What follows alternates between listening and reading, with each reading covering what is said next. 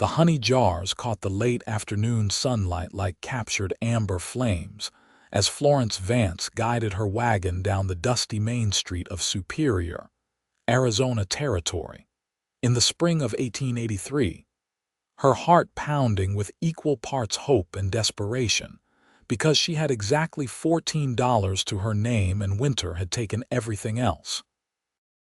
The town sprawled before her like so many others she had passed through, wooden buildings weathered gray by the relentless sun, hitching posts lined with horses that barely lifted their heads as she passed.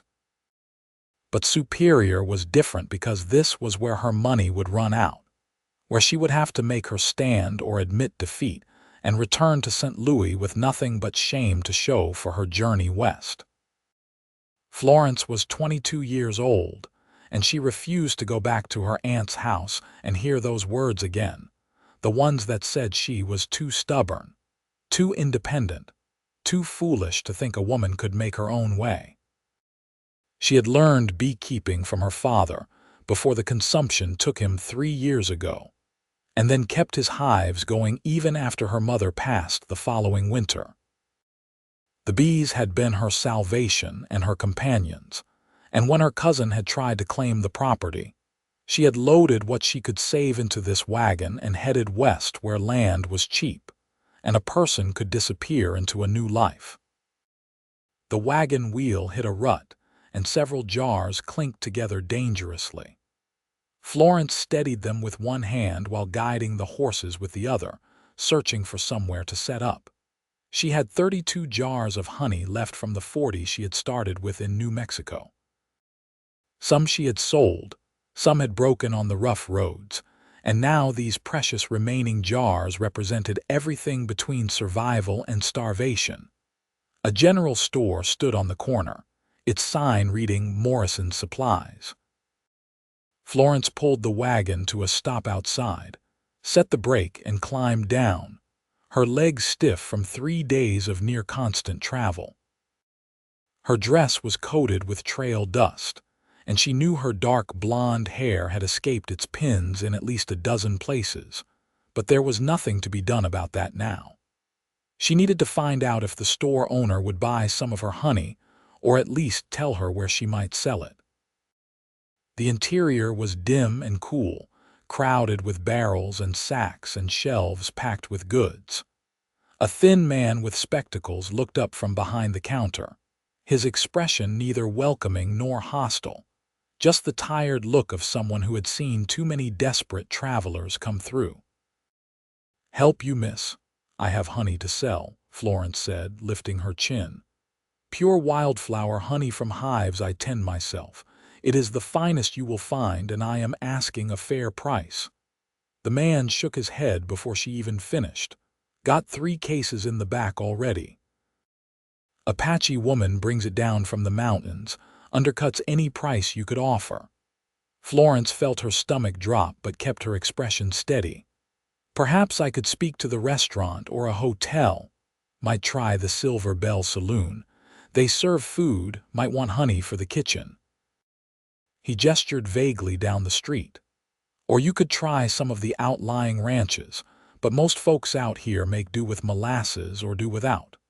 She thanked him and returned to her wagon, fighting the urge to simply sit down in the dirt and cry. She had been so certain she could sell the honey, use the money to buy supplies, and stake a claim somewhere with water and wild flowers where she could start over. But if no one wanted what she had to offer, all her plans crumbled to nothing.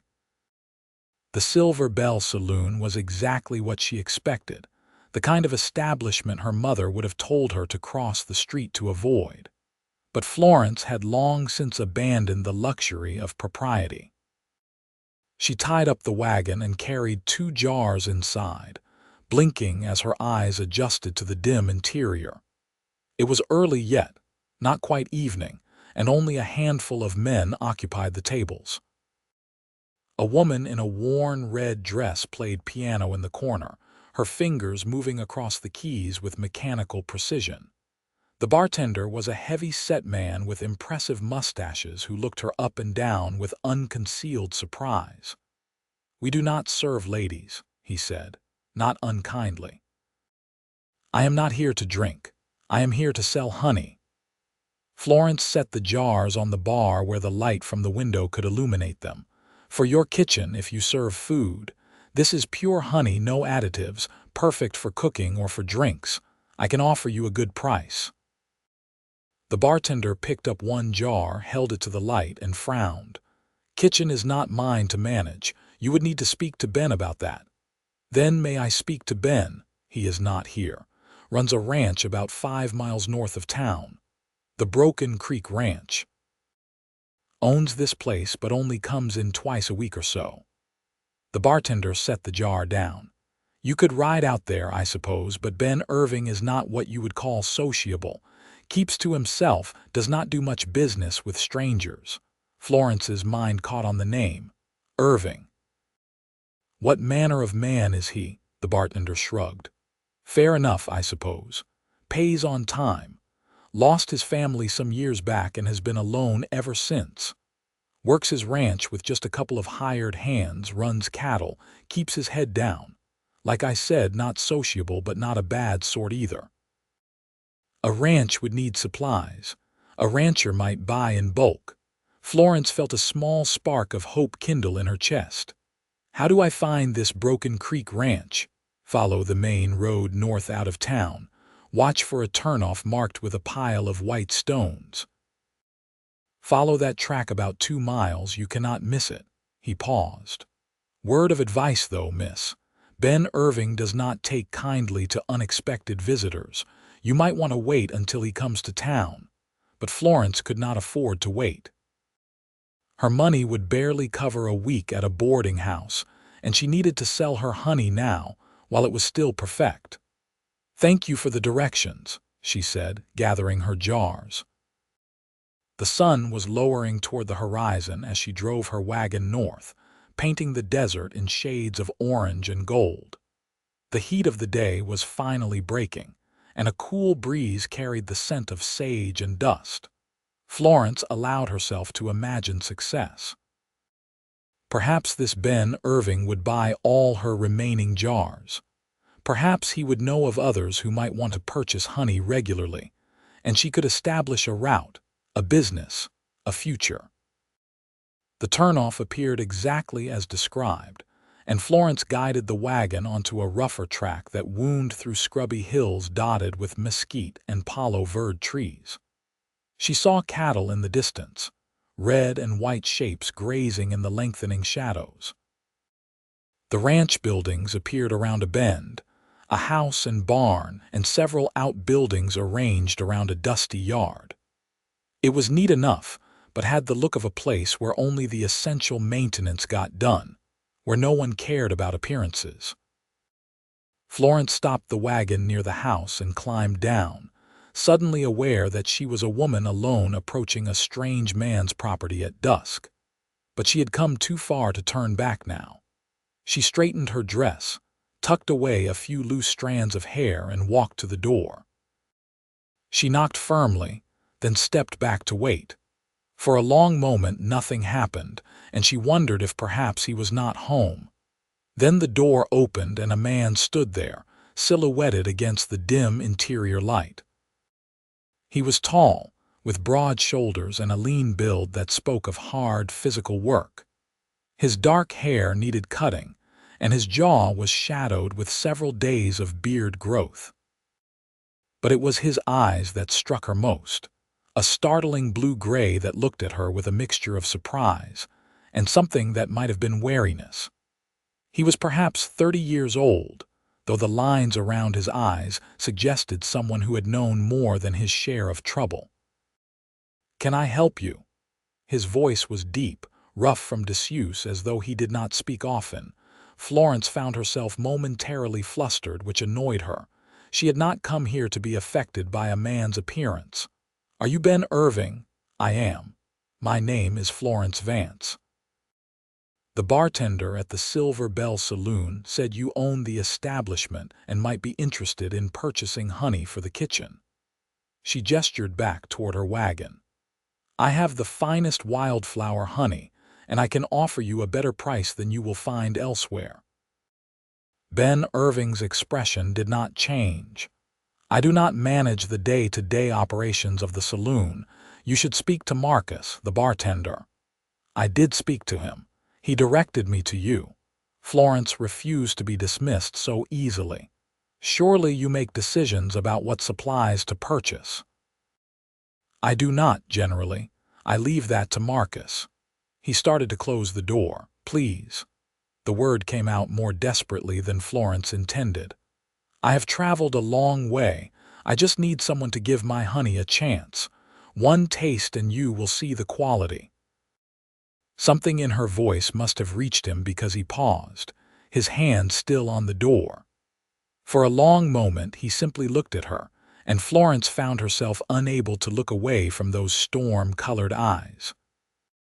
She saw loneliness there, a bone-deep weariness that she recognized because she carried a similar weight herself.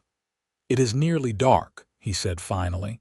"You should not be traveling alone after sunset. The road back to town is not safe. I can manage. I just need to know if you will consider purchasing my honey." Ben Irving stepped out onto the porch, and Florence was struck again by his size. He was not a bulky man, but there was a quiet strength in the way he moved, a capability that suggested he could handle whatever the harsh land threw at him. He walked past her to the wagon, his boots crunching on the hard, packed earth. He examined the jars in the wagon bed, picking one up and holding it to the dying light exactly as the bartender had done. Florence joined him, watching his face for any reaction. "How much do you want for them?" he asked. Florence named a price that was fair but not so low as to suggest desperation, even though she felt it keenly. "For the lot, or I can sell smaller quantities." "Where are you staying?" The question surprised her. "I have not secured lodging yet. I wanted to make some sales first." Ben Irving set the jar down and turned to face her fully. "Miss Vance, it is not safe for a woman alone to be on these roads after dark. There are men who would see a wagon like this as an easy target. You need to get back to town now, while there is still light." "I am quite capable of taking care of myself." "I am sure you are." His tone suggested he thought otherwise. "But capable or not, you are taking an unnecessary risk. I will buy 4 jars from you. That should give you enough for a room at the boarding house for a few nights. Come back tomorrow in the daylight and we can discuss a larger order." Florence wanted to argue, wanted to insist on conducting all her business right now, but she could see the logic in his words. The light was fading fast, and she truly did not know what dangers the road might hold. "Very well. 4 jars." Ben Irving went into the house and returned with money, counting it out into her hand. His fingers brushed hers for just a moment, and Florence felt an unexpected jolt at the contact. She pulled her hand back quickly, stuffing the bills into her pocket. "Thank you," she managed. "Take the jars to Marcus tomorrow. Tell him to credit them to my account." Ben Irving paused. "And Miss Vance, find a room before full dark. Mrs. Henderson runs a respectable boarding house on the east end of town. Tell her I sent you." Florence nodded, unsettled by his concern and by her own reaction to him. She climbed back onto the wagon and turned the horses, aware that he stood watching until she was back on the main track heading toward town. The ride back seemed longer in the gathering darkness. Florence pushed the horses as fast as she dared, and the lights of Superior were a welcome sight when they finally appeared. She found the boarding house exactly where Ben Irving had indicated, a neat 2-story building with a painted sign and curtains in the windows. Mrs. Henderson was a plump woman in her 50s with kind eyes and efficient manner.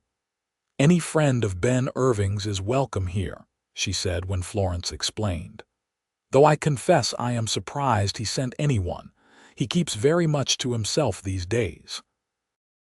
The bartender at the Silver Bell mentioned he lost his family. Mrs. Henderson's expression grew sad. Terrible business, that was. 5 years ago now. His wife and little daughter taken by fever within days of each other. Ben was away on a cattle drive, came home to find them already buried. He has never been the same since. Used to be quite friendly, active in the community. Now he barely speaks to anyone, just works his ranch and keeps to himself. Florence felt an unexpected pang of sympathy. She knew what it was to lose everyone who mattered, to face the world alone. That is heartbreaking. It is indeed. Some folks think he should have moved on by now, found another wife, started over, but grief does not work that way for everyone.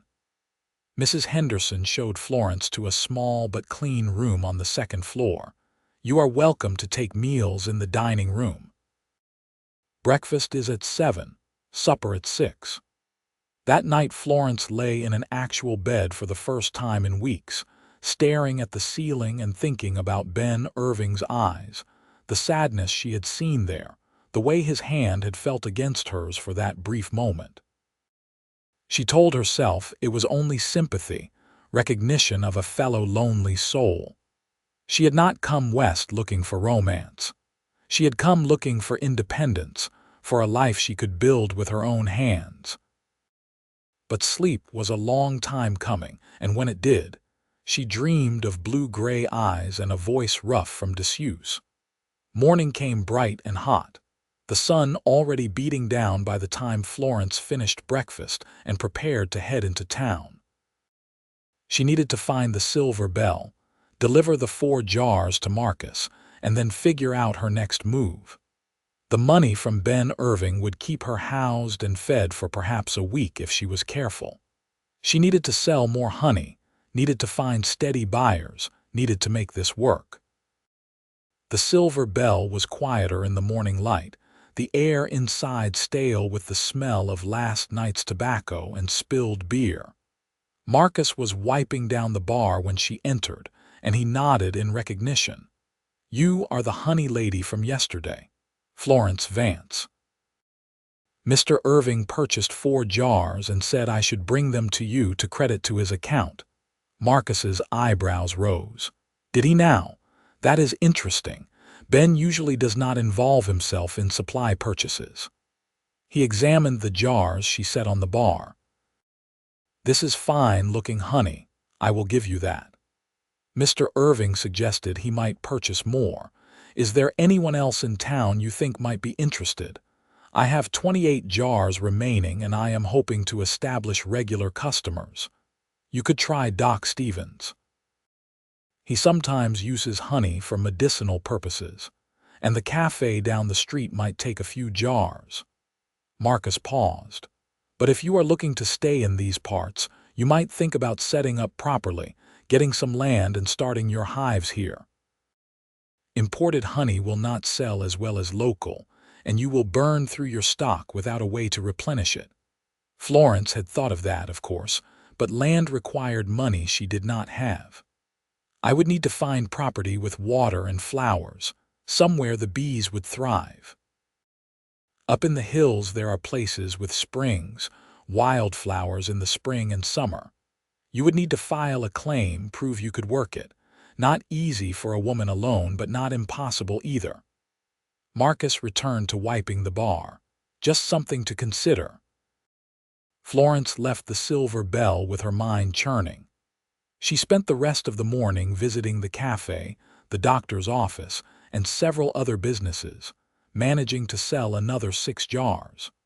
By afternoon, she had sold 10 jars total and had a clearer picture of the market. Superior was not a large town, and the demand for honey was limited. If she wanted to make this work long-term, she would need to do exactly what Marcus suggested. Establish herself here permanently, start producing local honey, and build a customer base over time. It was a daunting prospect. She had no land, limited funds, and only the vaguest idea of how to file a claim or build the infrastructure she would need. But the alternative was giving up, and Florence had not come this far to surrender now. She was loading her wagon to head back to the boarding house when she saw Ben Irving riding down the main street on a rangy bay horse. He spotted her and pulled up, dismounting with an easy grace that spoke of a lifetime in the saddle. "Miss Vance." "Mr. Irving." Florence was annoyed to find her heart beating faster. It was only because she hoped he might want to buy more honey, she told herself. "I wanted to check that you made it back safely last night."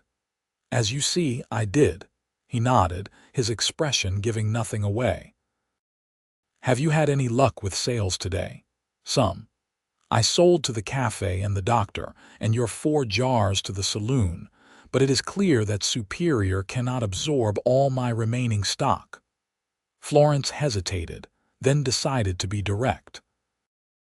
"I am considering trying to establish myself here permanently, filing a claim and starting my hives in this area. Do you know if that would be feasible?" Something shifted in Ben Irving's eyes, a spark of interest that had not been there before.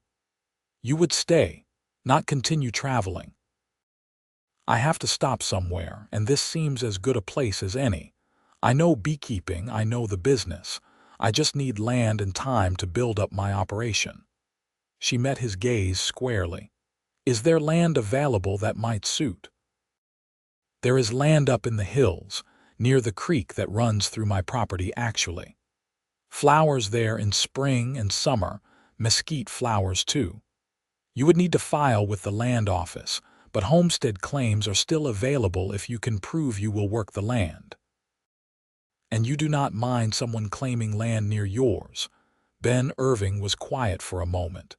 "No," he said finally. "I do not mind.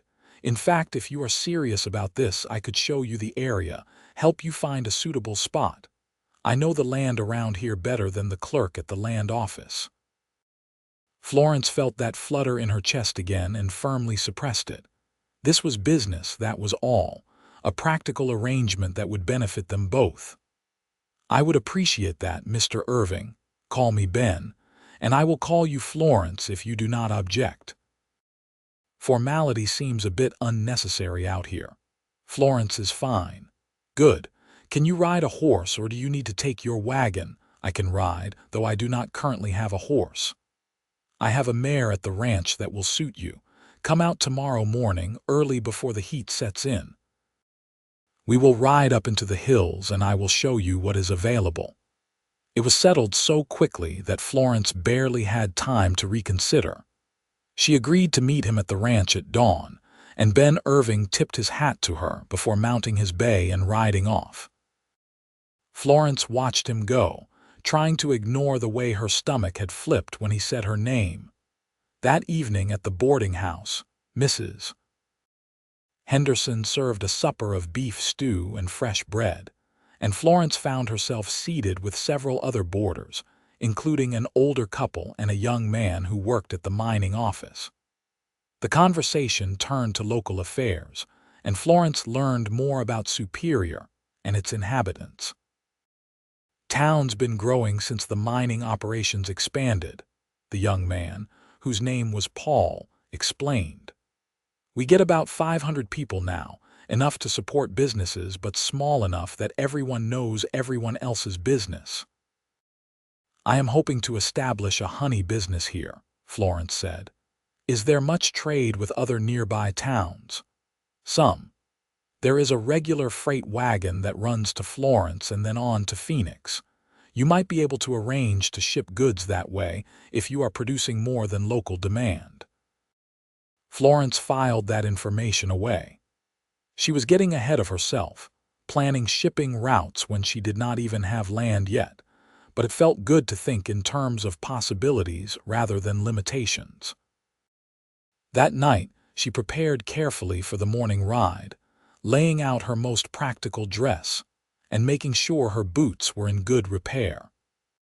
She told herself this was purely a business meeting, that her careful attention to her appearance had nothing to do with Ben Irving's blue-gray eyes or the way her name had sounded in his deep voice.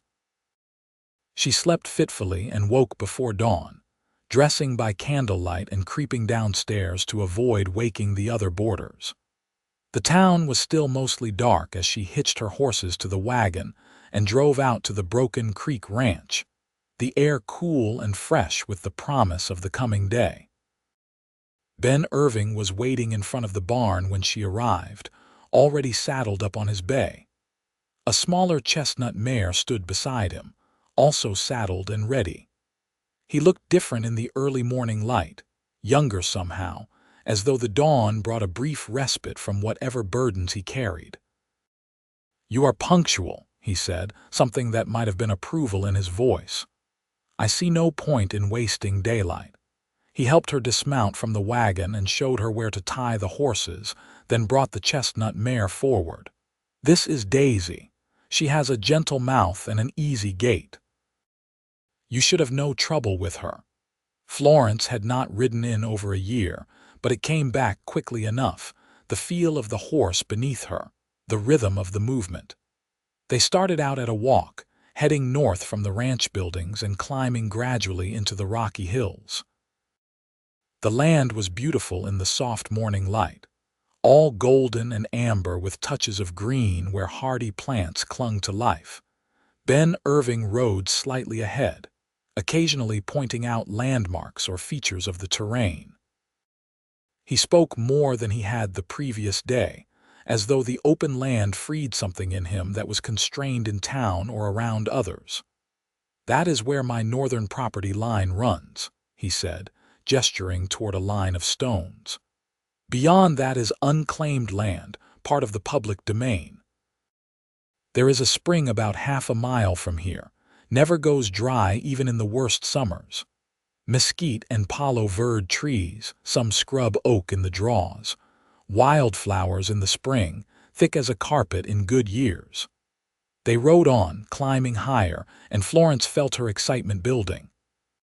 She could see it, could imagine hives set up near the spring, a small cabin, paths worn through the brush.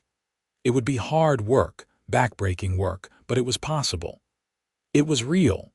The spring emerged from a crack in the rocks and formed a small pool before trickling away down the hillside. Trees clustered around it, their leaves a vivid green against the brown and gold of the surrounding landscape. Birds sang in the branches, and the air smelled of growing things and cool water. "This is perfect," Florence said, dismounting and walking to the edge of the pool. The water was clear and cold when she dipped her hand in. "This is exactly what I need." Ben Irving dismounted as well, letting the horses drink. "You would need to build some sort of shelter, protection from the sun and the occasional rain.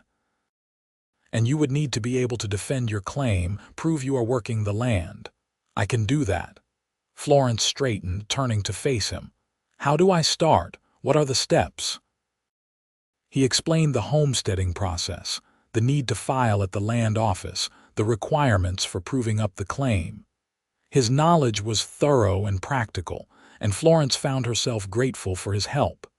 When he finished, she had a clear picture of what lay ahead. "Thank you," she said. "I know you did not have to do this to help a stranger. I appreciate it more than I can say." Ben Irving looked at her, and something in his expression made her breath catch. "You remind me of someone," he said quietly. "Someone who was not afraid of hard work, who faced life head-on." He paused. "My wife, Sarah, she would have liked you." Florence did not know what to say. The grief in his voice was palpable, but so was something else, something that might have been the first stirring of interest in the world again. "I am sorry for your loss," she said finally. "It was 5 years ago.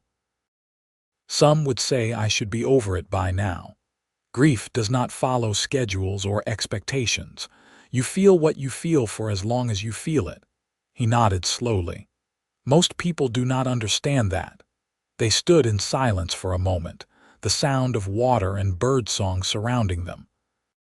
Florence felt a connection forming, delicate as spider silk but real nonetheless. Two lonely people finding unexpected understanding in each other. "I should get back," Ben said finally.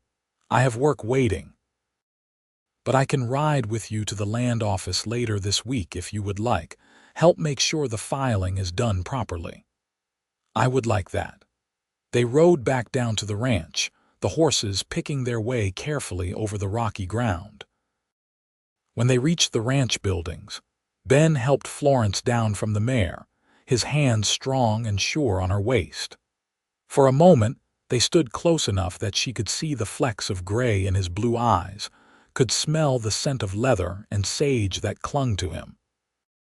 Then he stepped back and the moment passed. Florence thanked him again and climbed onto her wagon, aware that he watched until she was out of sight.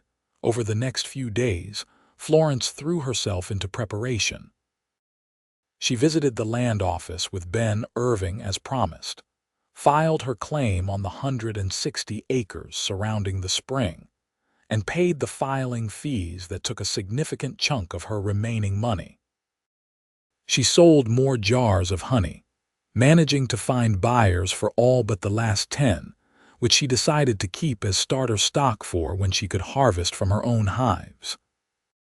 She bought supplies, tools, and materials for building, purchasing only the bare essentials because her funds were running desperately low.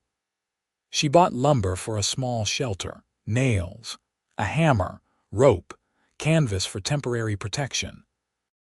She bought food supplies that would keep without spoiling, flour and beans and coffee and salt. By the time she was done, she had less than $3 remaining. It was terrifying and exhilarating in equal measure. She was committed now, all in with no way to back out. Either she would succeed here, or she would fail completely. Ben Irving helped her transport the supplies up to her claim, making multiple trips with his wagon because her smaller one could not carry it all. He refused payment for his assistance, waving away her offers with a shake of his head. "Neighbors help neighbors," he said. "That is how things work out here." But Florence saw the way he looked at her sometimes, when he thought she was not watching, and she knew it was not just neighborly assistance driving his help. She saw the same loneliness in him that she felt, the same hunger for connection that isolation had created. She tried not to think about it too much, tried to focus on the work. She could not afford distraction, could not let herself want something more than survival.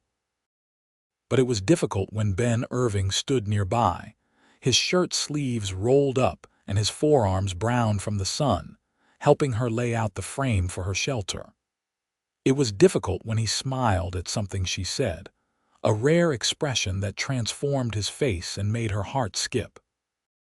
By the end of the first week, she had the basic framework of a shelter erected, a simple structure 12 feet by 10 feet with a slanted roof.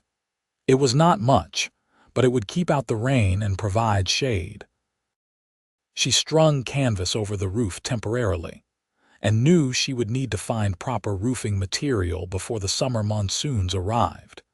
She also began preparing sites for her hives, clearing flat areas near the spring and marking them out. The bees she had brought with her were still in their traveling boxes in the wagon, and she knew she needed to transfer them to proper hives soon or risk losing them. Ben Irving arrived one morning with lumber already cut to size. "For hive boxes," he explained. "I had some leftover from a project." "You might as well use it." Florence wanted to protest, wanted to insist she could manage on her own, but the truth was she needed help. "Thank you," she said instead.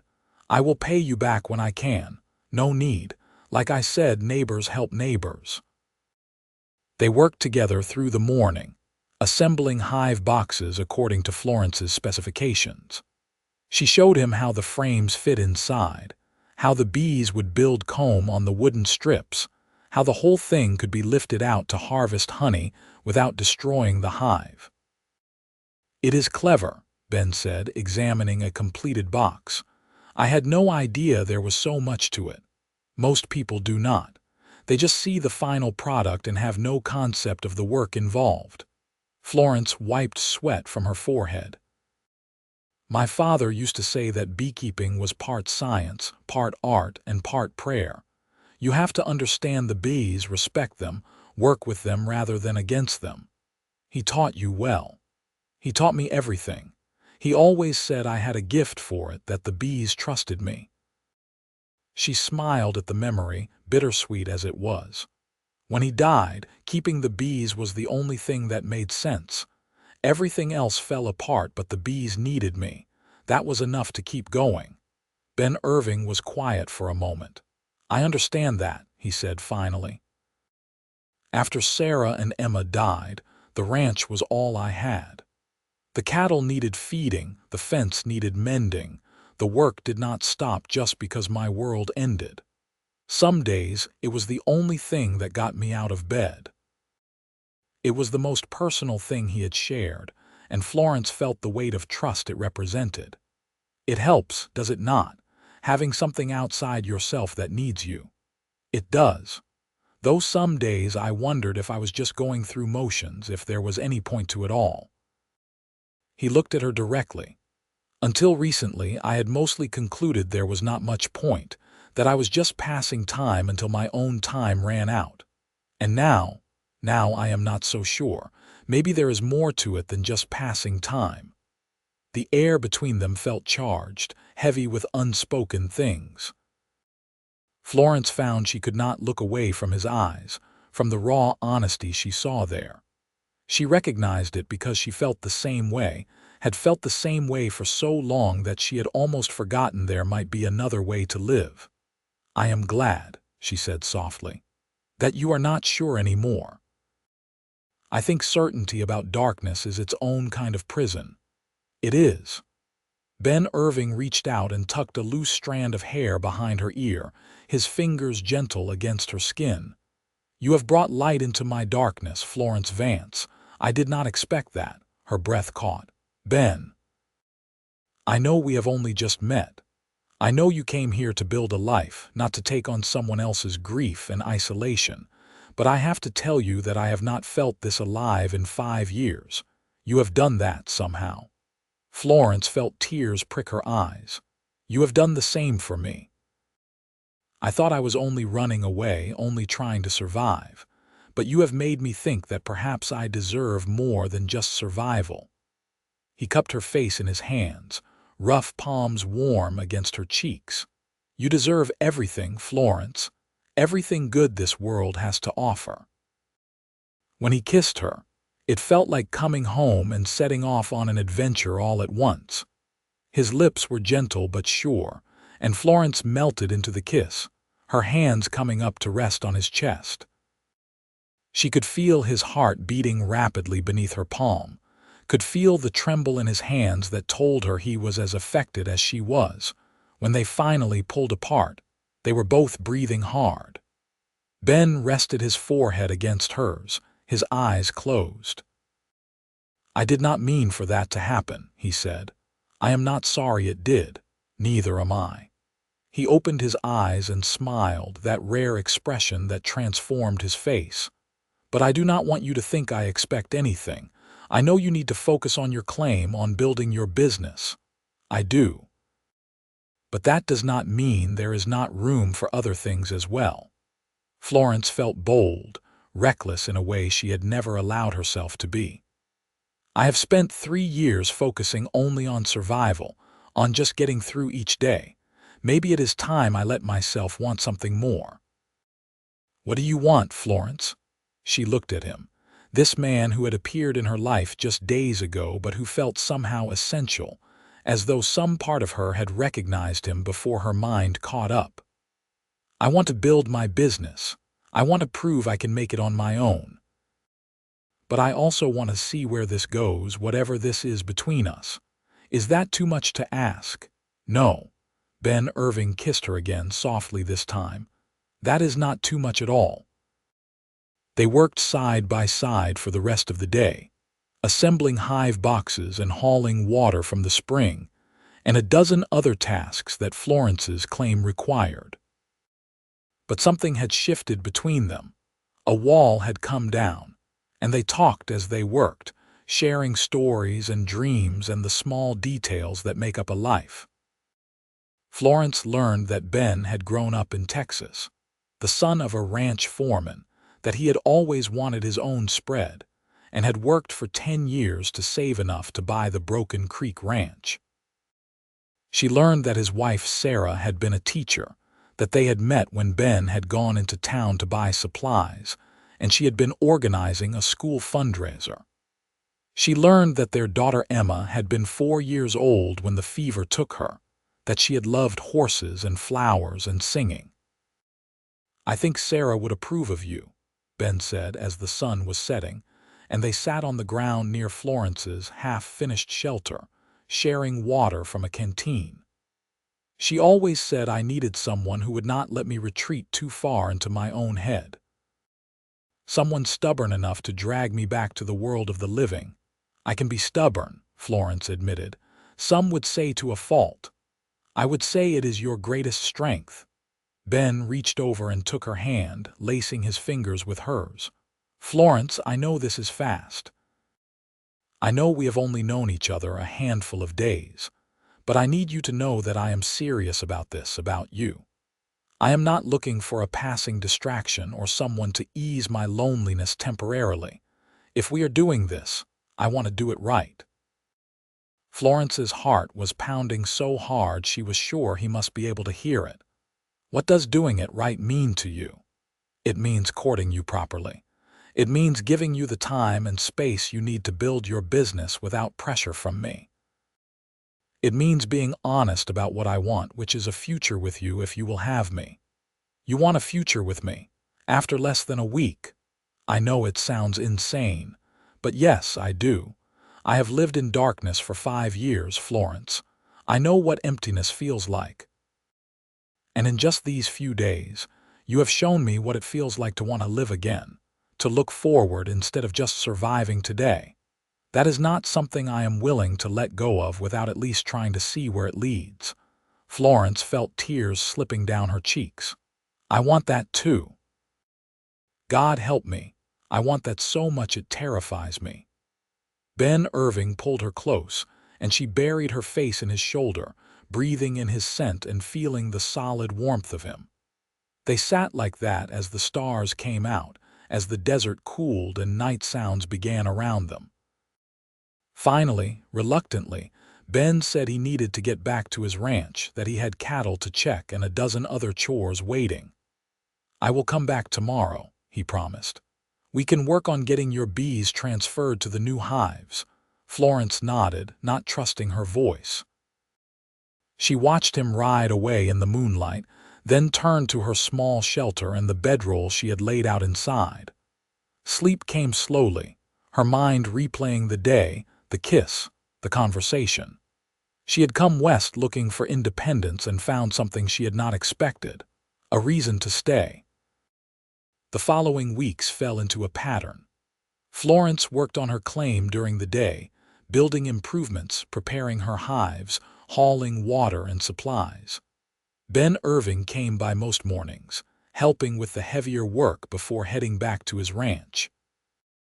In the evenings, sometimes Florence would ride down to the Broken Creek Ranch, and they would share a simple meal, sitting on his porch and talking as the sun set. She met his ranch hands, 2 brothers named Tom and Joe who worked for Ben seasonally. They were polite but clearly surprised to see their boss with a woman, and Florence overheard Tom whisper to Joe that maybe the old Ben was finally coming back. Florence's hives were thriving in their new location. The bees took well to the transfer and were already foraging on the mesquite flowers and the desert wildflowers that grew near the spring. She spent hours watching them, checking the hives, making sure they had what they needed. It was satisfying work, productive and peaceful in a way little else in her life had been. She also began making improvements to her shelter, trading work with a carpenter in Superior to get proper roofing and a real door. She dug a root cellar to store food where it would stay cool, and she built a rough fence to mark her claimed property. It was slow progress, but it was progress nonetheless. Ben Irving proved to be a man of his word. He courted her properly, never pushing for more than she was ready to give, always respectful of her need to establish her independence. But the connection between them deepened with each passing day. They talked about everything, from religion to politics to their favorite foods. They discovered shared opinions and laughed about their differences. One evening, about 6 weeks after they had met, Ben invited Florence to have dinner at his ranch. When she arrived, she found the table set with actual china and cloth napkins, wildflowers in a jar in the center. "What is this?" she asked, touched and surprised. "A proper date." Ben pulled out a chair for her. "I realized we have been spending time together, but I have never actually taken you to dinner like a gentleman should. We are in the middle of nowhere, Ben. There is no restaurant for 20 miles. Then I will bring the restaurant to us." He had made a remarkable effort, preparing roasted chicken and vegetables, fresh bread, and even a pie with dried apples. They ate by lamplight, talking and laughing, and Florence felt something settle in her chest, a contentment she had not known was possible. After dinner, they moved to the porch, sitting close together on the steps and looking up at the stars. The night was clear and cool, perfect in the way desert nights often are. "Florence," Ben said after a long, comfortable silence, "I have been thinking." "About what?" "About the future. About what I want." He took her hand. "I know we agreed to take things slow to give you time to establish yourself, but I need you to know where my heart is, what I am hoping for." Florence felt her pulse quicken. "Tell me." "I am hoping that someday, when you are ready, you will agree to marry me. I am hoping that we can build a life together, combine your operation and mine, be partners in every sense. I am hoping that you feel the same way I do, that this is not just me projecting my loneliness onto the first person who showed me kindness." "It is not that," Florence said quickly. "Ben, I feel the same way. I have never felt this way about anyone. I did not even know it was possible to feel this way." "Then you will consider it. Marriage, partnership, a future together. I will more than consider it. I want it, Ben. I want all of it." She turned to face him fully. "But you need to be sure. You need to be certain that you are ready, that this is not too fast." "I am certain. I have had 5 years to sit with my grief, to process what I lost. I will always love Sarah and Emma, always carry them with me, but I am ready to live again, to love again. And I love you, Florence Vance. I know it has only been weeks, but I am as sure of that as I have ever been of anything." Tears were streaming down Florence's face. "I love you too. I did not think I would ever say those words to anyone, but I love you." Ben Irving kissed her then, deep and passionate, and Florence felt the last of her walls crumble. When they finally pulled apart, they were both laughing and crying at once. "So is that a yes?" Ben asked. "Will you marry me?" "Yes, but not right away. I want to finish proving up my claim first, show that I can make it on my own. I need that, Ben. I need to know I did not come all this way just to end up dependent on a man, even a man I love." "I understand, and I respect that. We will do it however you want on your timeline." He kissed her forehead. "But you should know that I am going to be insufferably happy in the meantime. I think I can live with that." They sat together late into the night, making plans and dreaming about the future. Ben suggested that once they married, they could combine their properties effectively, using Florence's land for the bee operation and his for cattle. They could build a larger house somewhere between the two claims, somewhere with a view of both operations. "We should also think about the water rights," Ben said, ever practical. "Your spring feeds into the creek that runs through my land. We should make sure the claims are filed properly so there is no dispute later. Always thinking ahead. Someone has to. You get caught up in your bees and forget about things like property lines and water rights. That is why I need you, to keep me grounded. And I need you to remind me that there is more to life than work and survival." Ben pulled her closer. We balance each other, Florence. That is what makes this right. Florence rode back to her claim that night with her heart so full she thought it might burst. She lay in her small shelter, listening to the night sounds of the desert, and allowed herself to believe in happiness again. The summer passed in a blur of work and growing love. Florence's bees produced their first harvest in late July, and she spent a week carefully extracting honey from the frames, straining it, and filling jars. The honey was beautiful, a deep amber color with a flavor that reflected the desert flowers.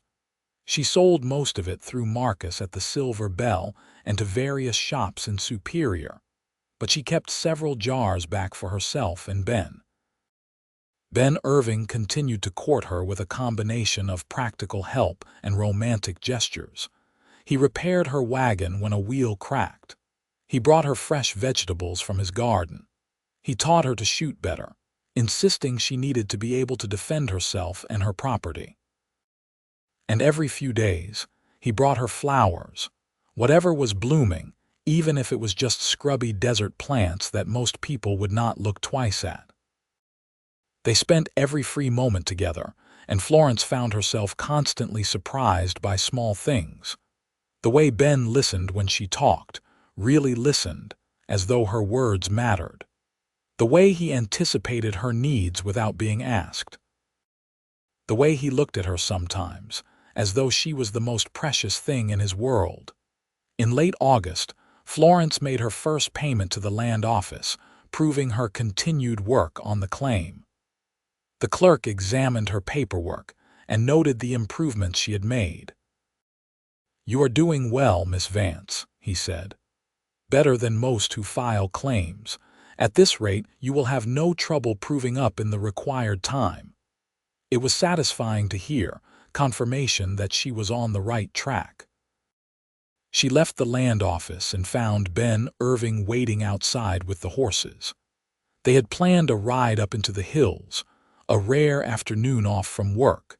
They rode for over an hour, climbing high enough that they could see for miles in every direction.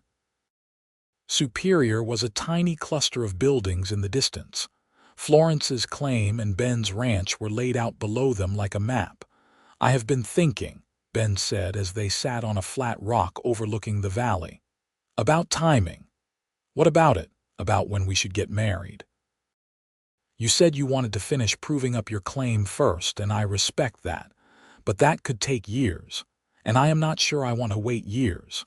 Florence felt a flutter of nerves and excitement. "What are you proposing?"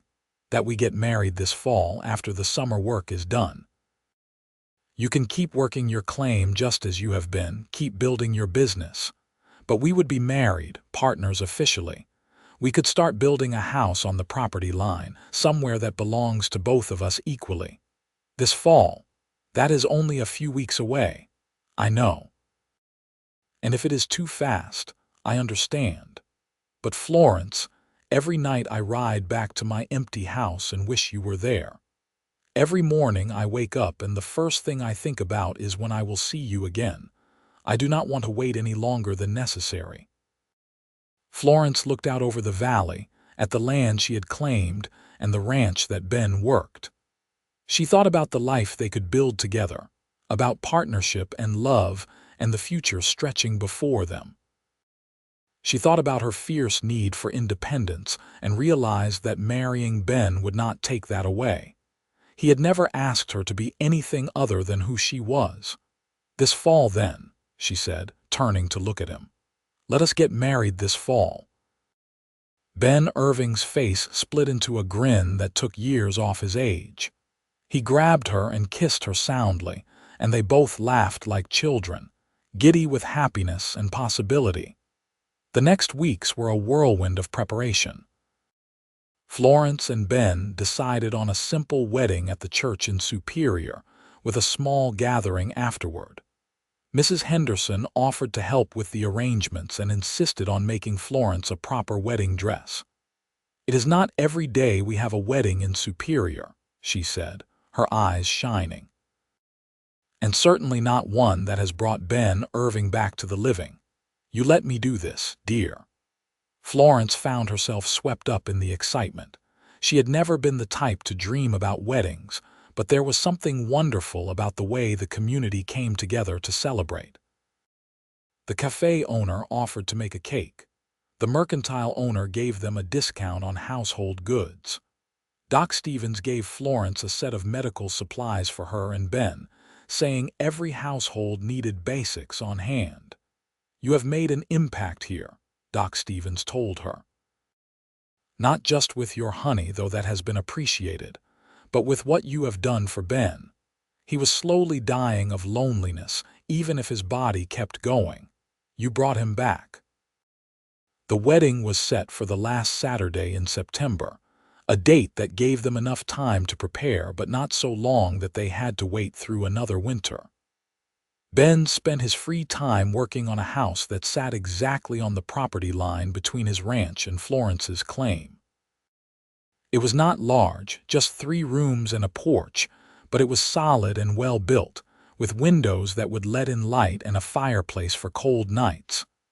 "We can add on later if we need more space," Ben said, showing Florence the layout. "When we have children." The casual mention of children made Florence's heart skip. She had not let herself think that far ahead, had not allowed herself to imagine a family. But now, with Ben, it seemed not just possible but inevitable. "How many children do you want?" she asked. "As many as we are blessed with." 2 or 3, maybe, enough to fill this house with noise and life." He pulled her close. "I missed so much of Emma's life because of work and cattle drives. If we have children, I want to be present to not miss moments. Is that all right with you?" "That is more than all right. That is perfect." The night before the wedding, Florence stayed at the boarding house while Ben remained at his ranch. Mrs. Henderson insisted it was proper to spend the night before apart, and Florence did not have the heart to argue. She lay in bed, too excited to sleep, thinking about how much her life had changed in just 4 months. She had come to Superior with nothing but honey to sell and desperation driving her. She had expected to scratch out a living alone, to build an independent life through sheer force of will. Instead, she had found love, partnership, and a future brighter than anything she had imagined. The morning of the wedding dawned clear and beautiful, the September air crisp with the promise of fall.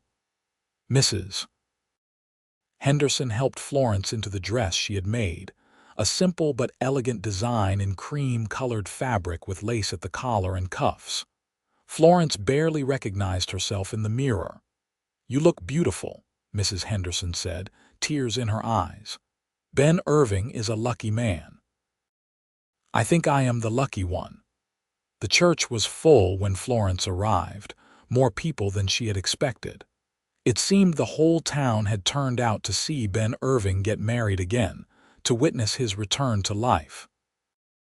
Florence walked down the aisle alone, having no father or family to give her away, but she did not feel alone.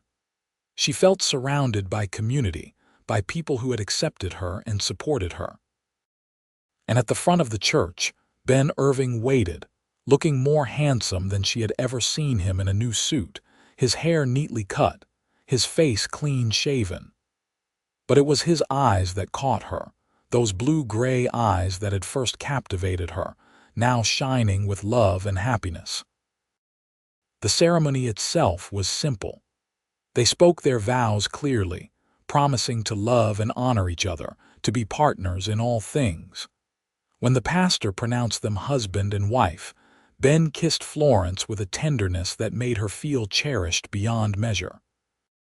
The gathering afterward was held at the Silver Bell Saloon, which Marcus had cleaned up and decorated for the occasion.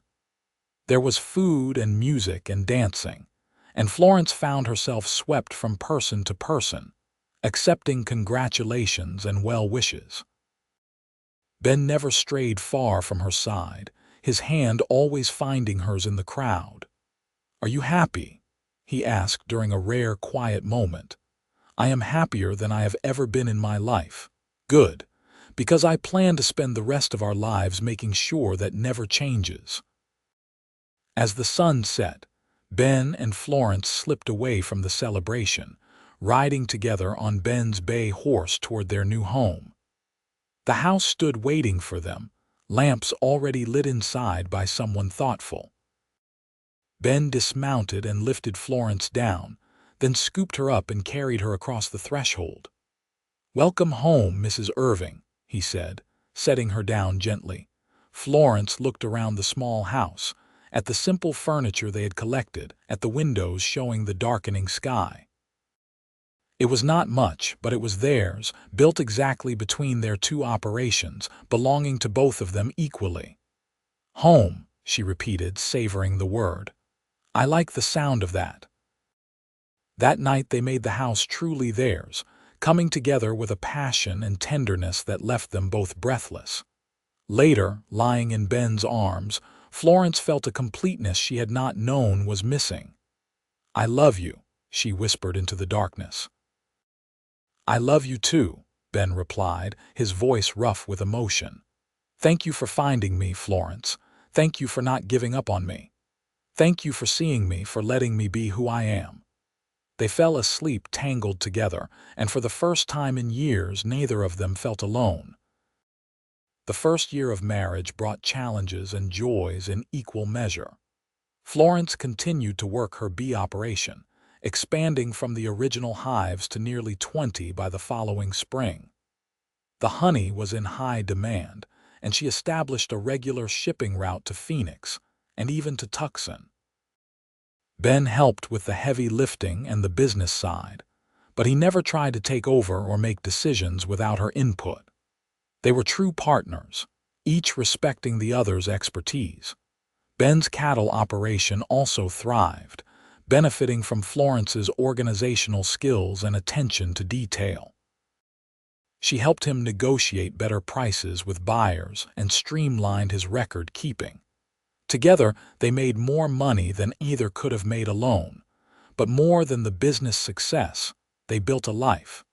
They added a room onto the house and planted a garden.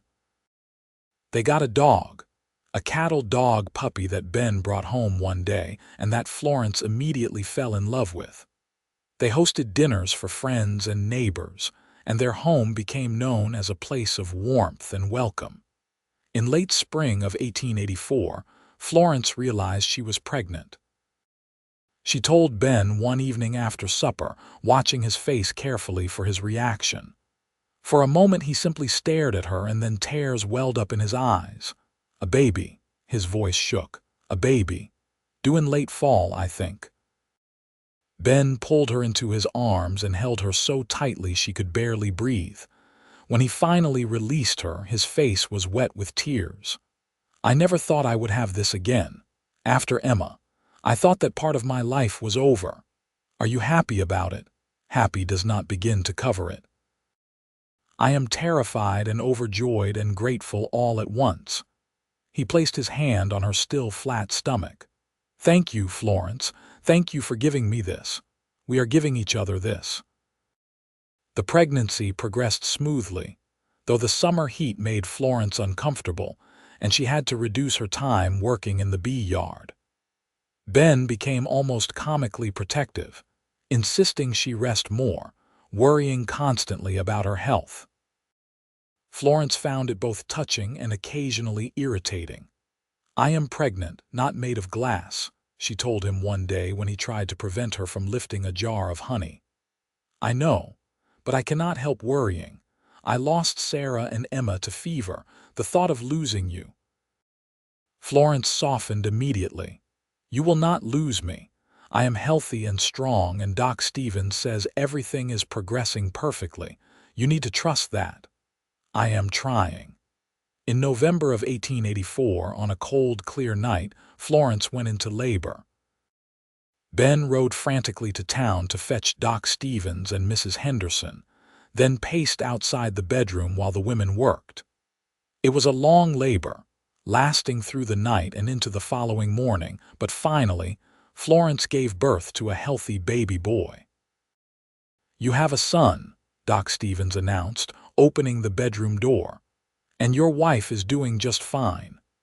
Ben rushed in to find Florence propped up in bed, exhausted but smiling, holding a red-faced baby wrapped in a blanket.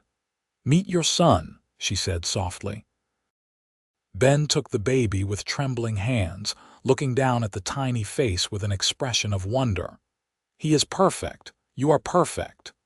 He leaned down to kiss Florence's forehead. Thank you for this gift." They named him Daniel Benjamin Irving, and he became the center of their world. Ben proved to be a devoted father, changing diapers and walking the floor with a crying baby at night without complaint.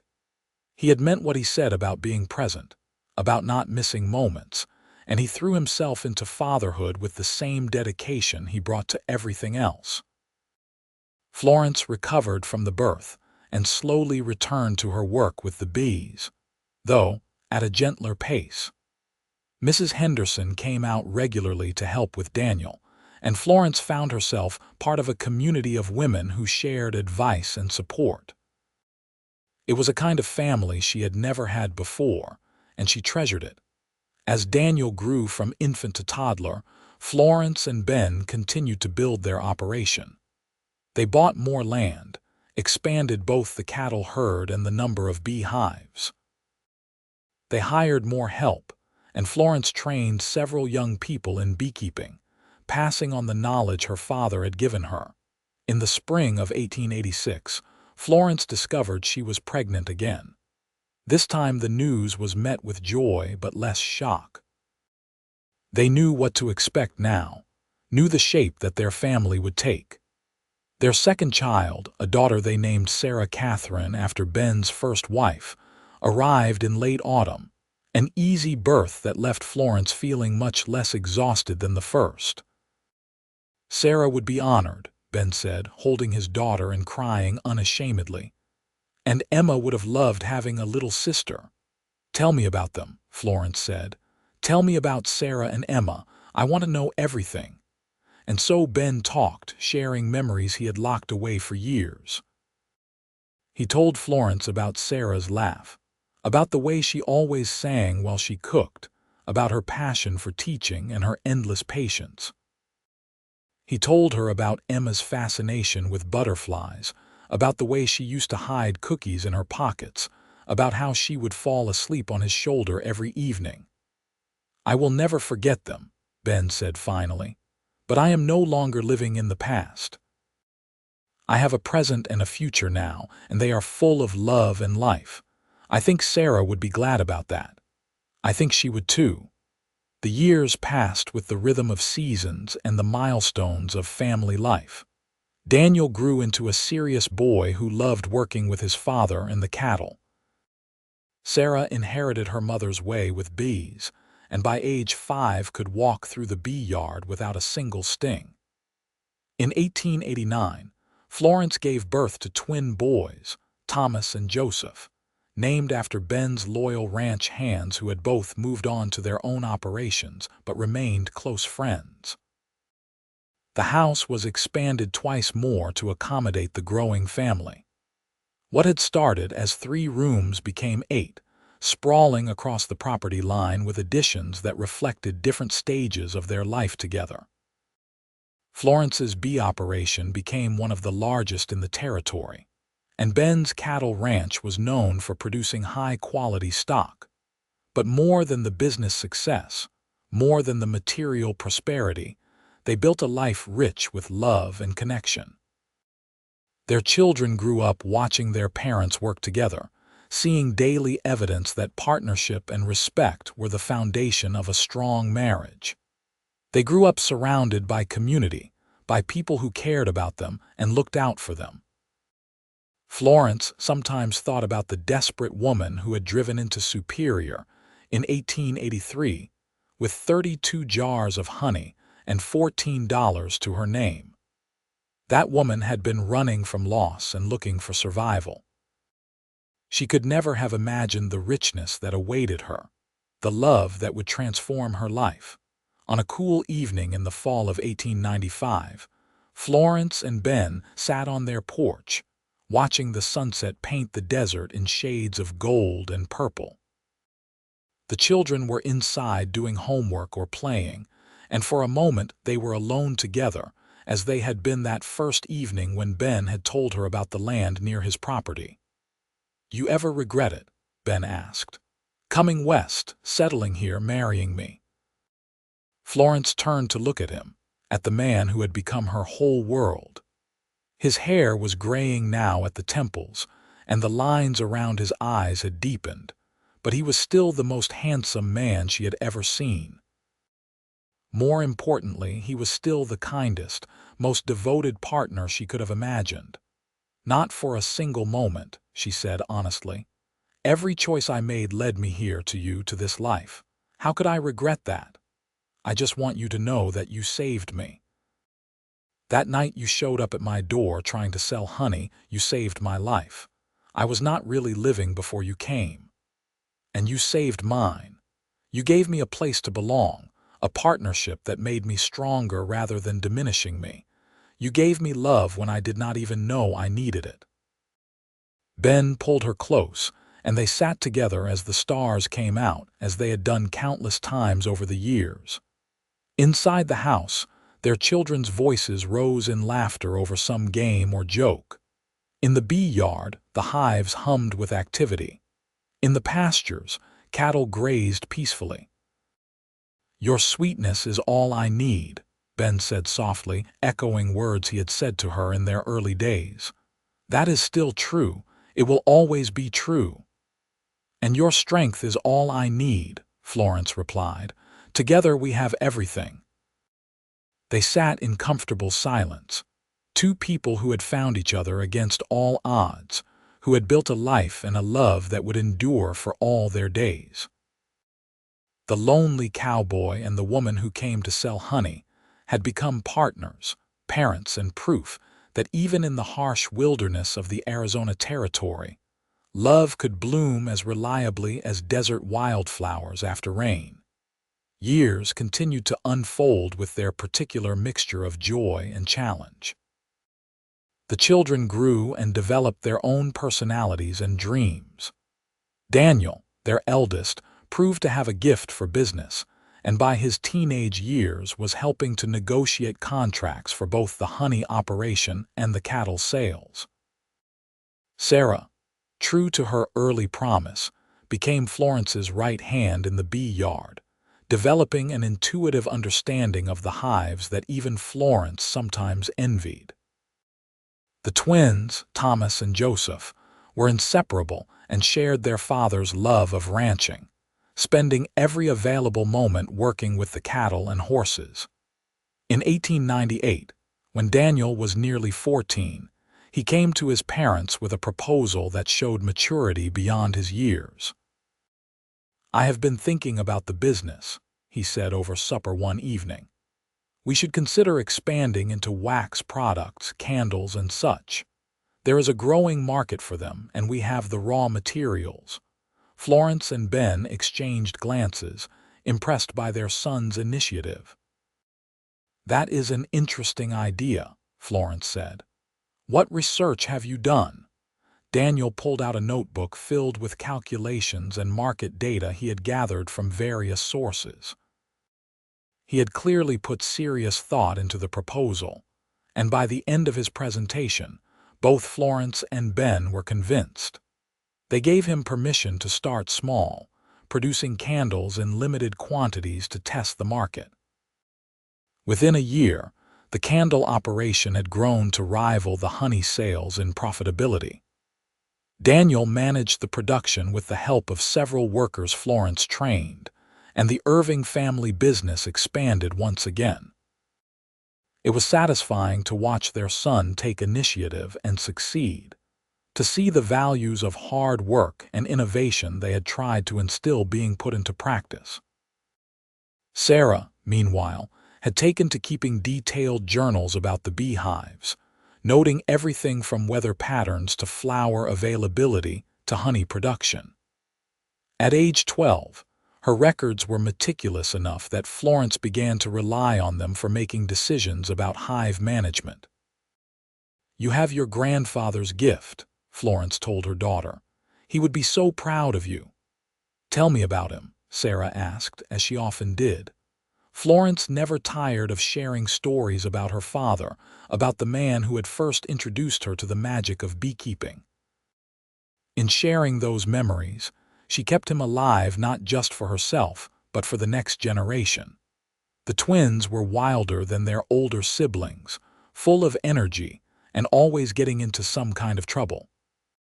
But they were good-hearted boys who worked hard when the task required it, and Ben delighted in teaching them everything he knew about ranching. On many evenings, Florence would watch from the porch as Ben worked with the twins in the corral, teaching them to rope or break a horse, and her heart would swell with love for all three of them. In 1901, Superior began to change more rapidly. The mining operations expanded significantly, bringing more people and more business. The town that had been home to 500 when Florence arrived now boasted over 2,000 residents. With growth came new opportunities and new challenges. The Irving family business benefited from the increased population, with more customers for both honey products and beef. But the growth also brought tensions, disputes over water rights and grazing land, conflicts between old-timers and newcomers. Ben found himself increasingly involved in mediation, using his reputation as a fair and honest man to help resolve disputes. Florence, meanwhile, became active in efforts to establish a proper school in Superior. The children had been taught at home for years, with Florence handling most of the instruction, but she believed strongly that the community needed a real school with trained teachers. She organized fundraisers, using her honey and candle sales to contribute to the building fund, and recruited other families to support the effort. In 1903, the Superior School opened its doors, a proud 2-room building with space for 40 students. Florence sat in the front row at the dedication ceremony, watching as the mayor cut the ribbon, and felt a deep satisfaction. This was community building in its most essential form, creating infrastructure that would benefit generations to come. Daniel graduated from the school in 1904, first in his small class. He had already been managing significant portions of the family business for years, but the formal recognition meant something to him and to Florence and Ben. They held a celebration at the ranch, inviting friends and business associates, and Daniel gave a speech thanking his parents for their support and guidance. "My mother taught me that success comes from hard work and attention to detail," he said, his voice steady despite his youth. "My father taught me that integrity is more valuable than profit. Together, they have shown me what it means to build something lasting, something that serves not just our family but our community. I hope to honor those lessons in everything I do." Florence wiped away tears, proud beyond measure. Ben squeezed her hand, and she knew he felt the same overwhelming gratitude for the life they had built, for the children they had raised. Sarah graduated 2 years later and immediately took over full management of the bee operation. Florence was ready to step back a bit, to let the next generation take the lead. She remained involved, offering advice and assistance, but Sarah proved more than capable of running the operation independently. She had ideas for expansion and innovation, and Florence gave her the freedom to implement them. The twins graduated in 1908, both immediately throwing themselves into ranch work. They talked about one day having their own spreads, but for now, they were content to work with their father, learning every aspect of the cattle business. Ben was in his 50s now, and while he remained strong and capable, he appreciated the help his sons provided with the more physically demanding work.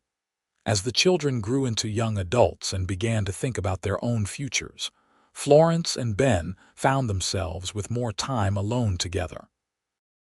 It was an adjustment after years of having the house full of noise and activity, but it was also a gift. They took long rides together, exploring parts of the territory they had never had time to visit. They sat on the porch in the evenings, talking about everything and nothing. They rediscovered the intimacy that had first drawn them together, the deep connection that had only strengthened over the years. "We did well," Ben said one evening in 1910, as they celebrated their 26th wedding anniversary. "Our children are grown and settled, the businesses are thriving, we have more blessings than I could have imagined." "We did very well," Florence agreed. "And it is all because we found each other." "Because you came to sell honey," Ben corrected with a smile. "Best business decision I ever made, buying those 4 jars. Best business decision I ever made, driving out to a lonely ranch to pitch a sale to a grumpy cowboy." "I was not grumpy. You were absolutely grumpy. But you were also kind and generous and everything I needed, even if I did not know it yet." They danced in the parlor that night, moving slowly to music only they could hear, surrounded by memories and love and the satisfaction of a life well lived. Florence rested her head on Ben's shoulder and thought about the terrified young woman she had been 27 years ago, driving into Superior with everything she owned in a wagon and hope rapidly dwindling. That woman could never have imagined this, could never have dreamed that loss and desperation would lead to such complete happiness. In 1912, Daniel married a young woman from Phoenix named Catherine, who had come to Superior to teach at the school. The wedding was a grand affair, with what seemed like the entire town in attendance. Florence watched her son pledge his love and thought about her own wedding day, about standing in the church and promising to love Ben Irving forever. She had kept that promise, would keep it for the rest of her life. Sarah married the following year, choosing a quiet ceremony very different from her brother's celebration. Her husband was a surveyor named Michael who appreciated her intelligence and independence. Florence liked him immediately and was grateful that Sarah had found a partner who would support her ambitions rather than try to limit them. The twins took longer to settle down, too busy with the ranch and their own adventures to think about marriage. But in 1915, Thomas met a woman at a cattle auction and was instantly smitten. Joseph fell for her sister, and in a development that delighted everyone, they had a double wedding that fall. The ranch house rang with laughter and celebration, and Florence thought her heart might burst with joy. As grandchildren began to arrive, Florence and Ben entered a new phase of life. They were no longer the primary workers or decision-makers in the family businesses, though they remained involved and consulted. Instead, they became the anchors, the steady presence that the younger generations could turn to for advice or comfort or simply the reassurance that comes from unconditional love. Florence taught her grandchildren about bees, just as her father had taught her. She showed them how to approach the hives without fear, how to listen to the hum and understand what the bees were saying. She shared honey with them straight from the comb, and told them stories about how she had come to Arizona with nothing but determination and honey to sell. Ben taught them about horses and cattle, about the land and how to read it. He taught them about integrity and keeping your word. He was gentler as a grandfather than he had been as a father, patient in ways that Florence suspected came from not having the weight of sole responsibility anymore. In 1920, on a spring evening much like the one when they first met, Florence and Ben sat on their porch watching the sunset. They were both in their 70s now, their bodies showing the wear of decades of hard work, but their minds remained sharp, and their love for each other had only deepened. "Do you remember that first evening?" Florence asked. "When I showed up at your door trying to sell honey? I remember thinking you were the most determined woman I had ever met, and the most beautiful, though I tried not to notice that." Ben smiled at the memory. I remember thinking that buying your honey was a foolish decision, that I was wasting money on something I did not need.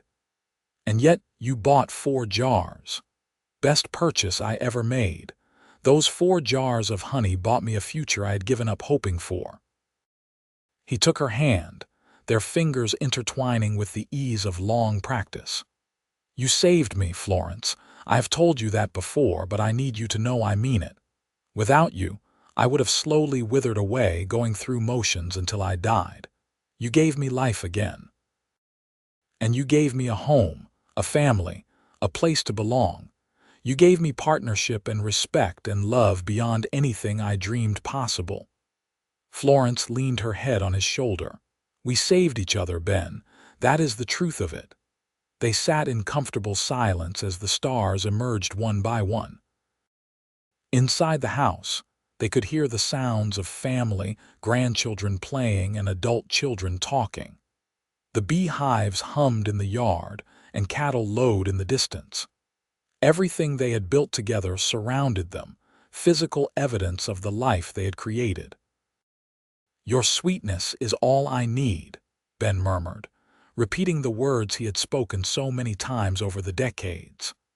"And your love is all I need," Florence replied, the words as true now as they had been 37 years ago. As they sat together under the Arizona stars, Florence thought about the journey that had brought her here. The losses that had seemed unbearable at the time, the desperate gamble of heading west with nothing but honey to sell, the fear that had driven her even as hope flickered. All of it had been necessary. All of it had led to this moment, to this life, to this profound and lasting love. She had come to Superior to sell honey, never imagining that she would find so much more. She had found love and partnership, family and community, purpose and belonging. She had found Ben Irving, the lonely cowboy who had become her everything. And he had found his sweetness, the woman who had brought light back into his darkness, who had given him reason to live and love and hope again. Together they had built something beautiful and lasting, a love story set against the harsh beauty of the Arizona territory, a testament to the truth that even in the wildest places, even in the loneliest hearts, love can take root and flourish.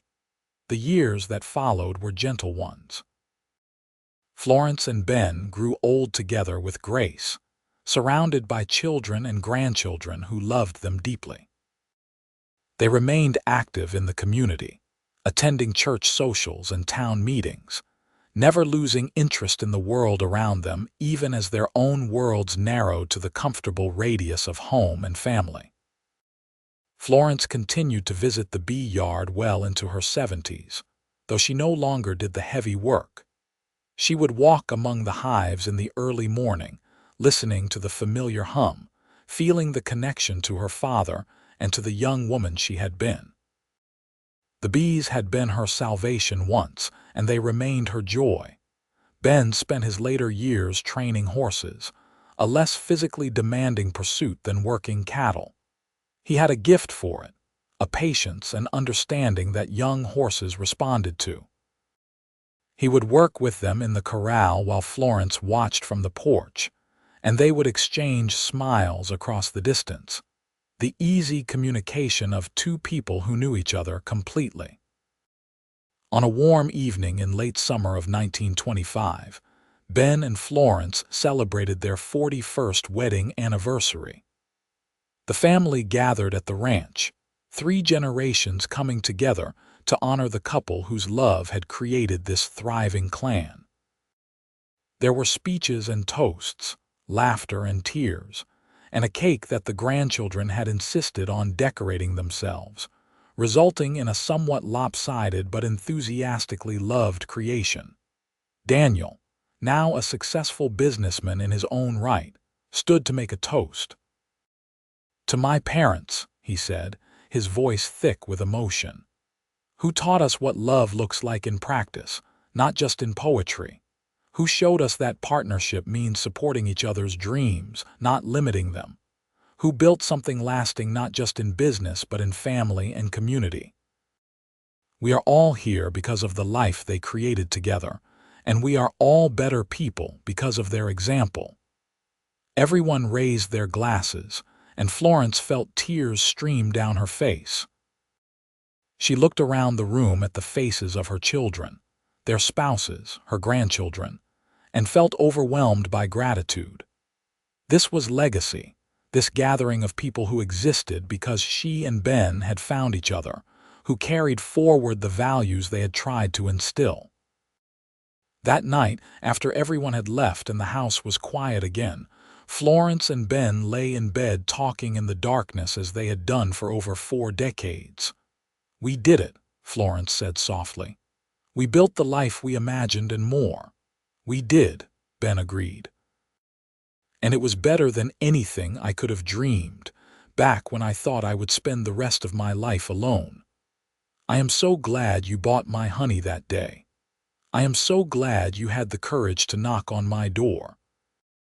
They fell asleep holding hands as they did every night, two people who had found completion in each other and never let go. The seasons turned and years passed.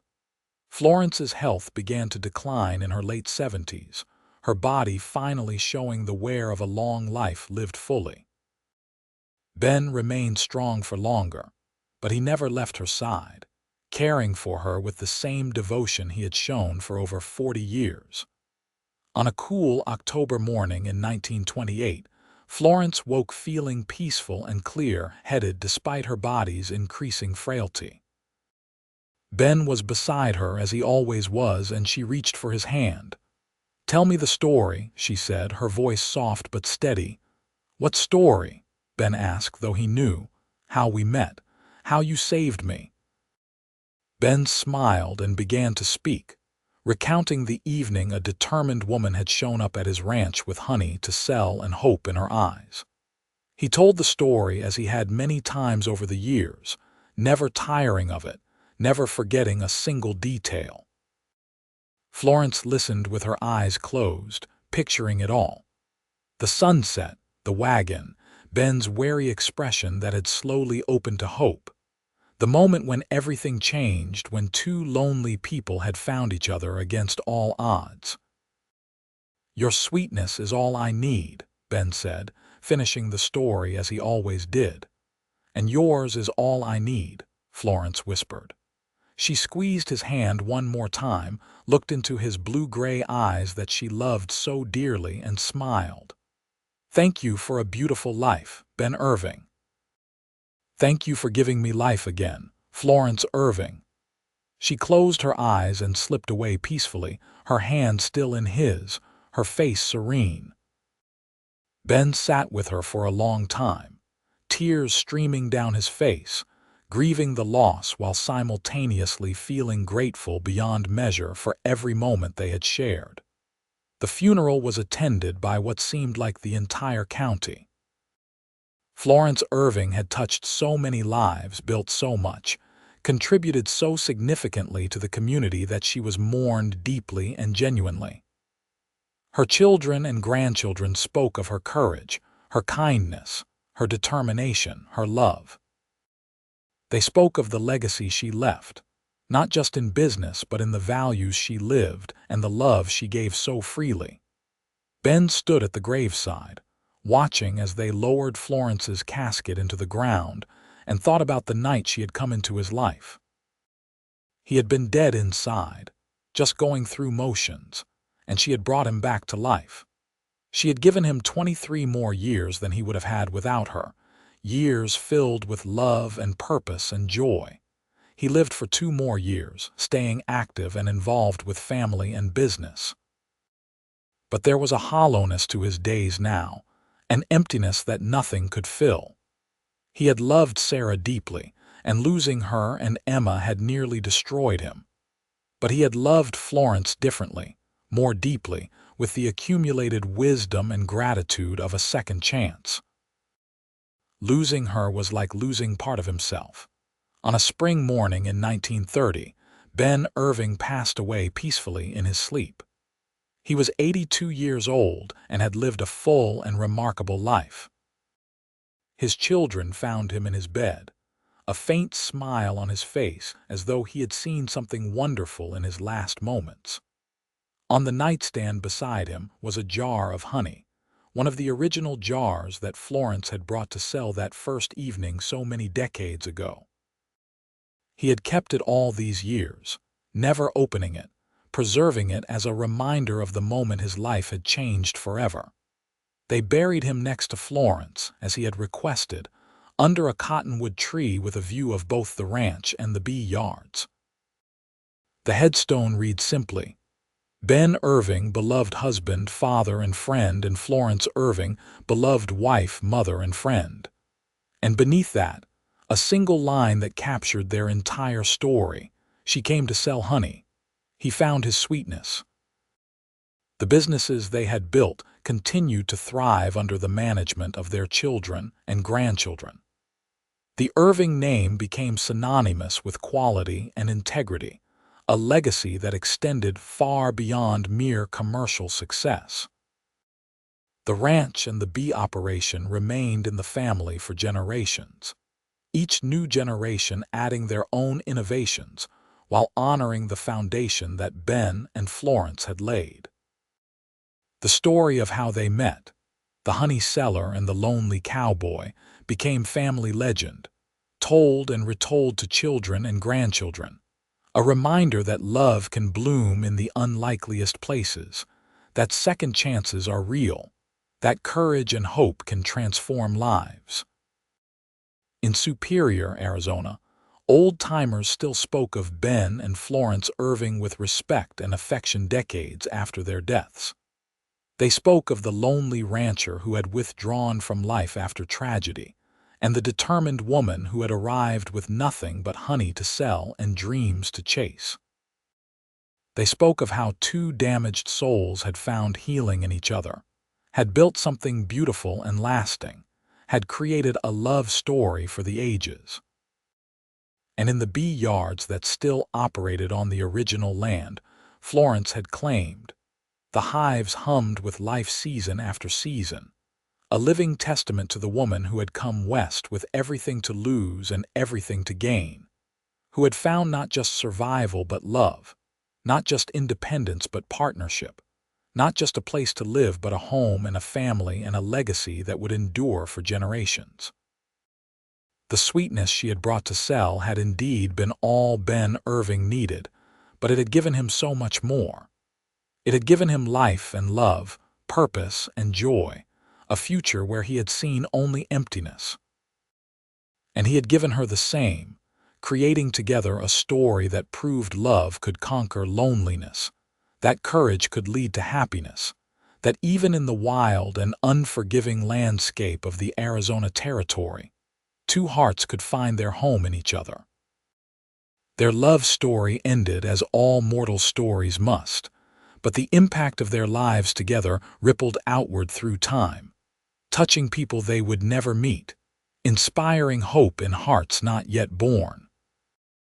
The lonely cowboy and the woman who came to sell honey had found their sweetness in each other, and in doing so, had created something far more lasting than either had imagined that first evening, when she knocked on his door with honey to sell and hope in her heart.